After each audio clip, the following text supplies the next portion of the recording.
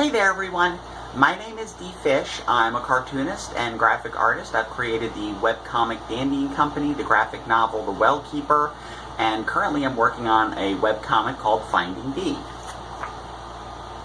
Finding Dee is a semi-autobiographical webcomic about the trials and tribulations of trying to balance life, make it in comics, and come out as transgender in your 40s.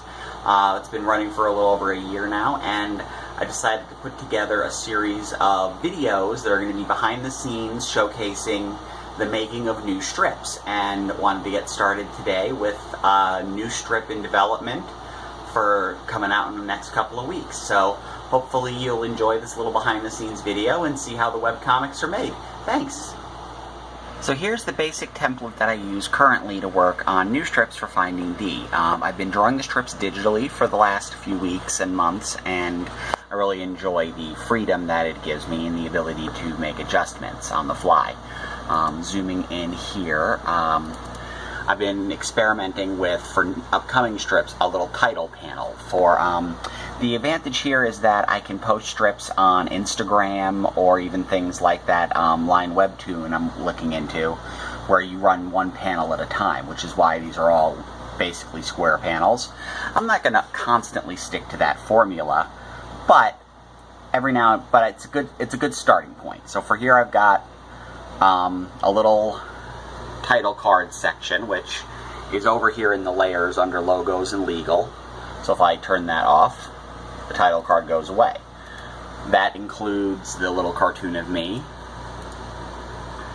the logo and the framing element, the URLs, the copyrights, and then the title. And this strip, the title, Space Amoebas, for this strip. I've already previewed this strip on my Patreon in just the sketch form. I have a layer that is preset borders, where the actual panel border is a stroked layer applied to, let me turn off the background so you can see what isn't. So you can see there's the border, and it's all white, and I've just got kind of a set stroke around it so that it's always the same thickness. I've got a layer here for line art, the sketches, and then down here you've got 60% with a mask preset, shadows 30%, 20%, and 40%. And what those are just layers set to that exact percentage of opacity, and that's how I do my my shadowing. So you can see it here on the little sketch of me here where there's the shadows and that. So it's all set to a specific opacity, so it's equivalent and always the same from strip to strip. In this case, I've got a layer here for sketches, and it's automatically set with a blue overlay, so it always will be like a blue line sketch. And I just doodle these out using the pencil tool in Photoshop.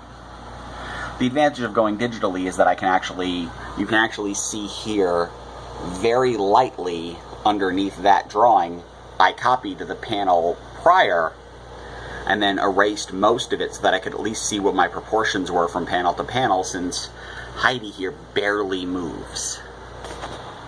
From here, I generally will zoom into a panel. I use the Photoshop brush settings and use a inking brush called Kyle's Ultimate Thin Thick down here. Oh, you can't see it there.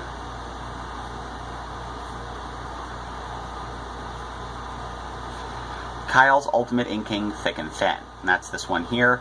Usually set to about 10 points, give or take. Let's see, so we got the layers in here.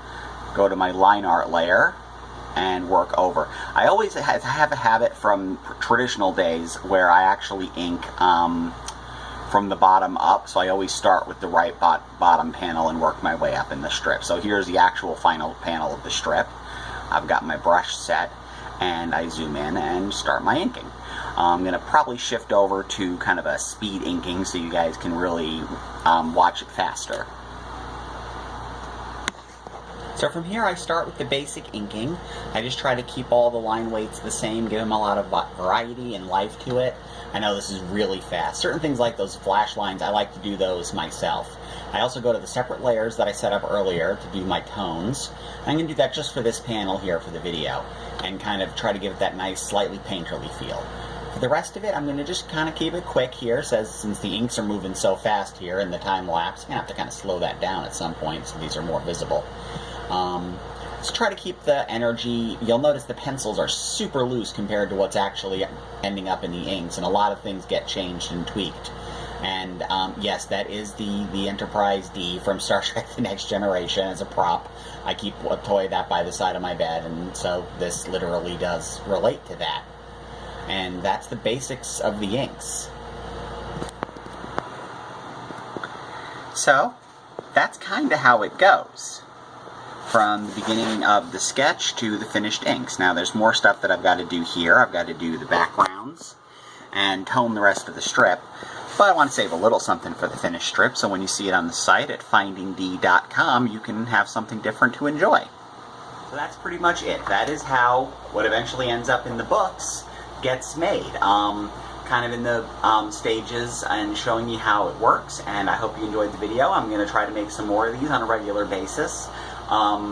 Many of them probably being similar to this in theme, but I'm going to try to focus on different elements of development and creation of the comic, so I hope you enjoyed. And you can regularly read the strip every Friday at www.findingd.com. Findingd.com. So I hope you enjoyed, and I hope to see you again next time. Thanks. Bye.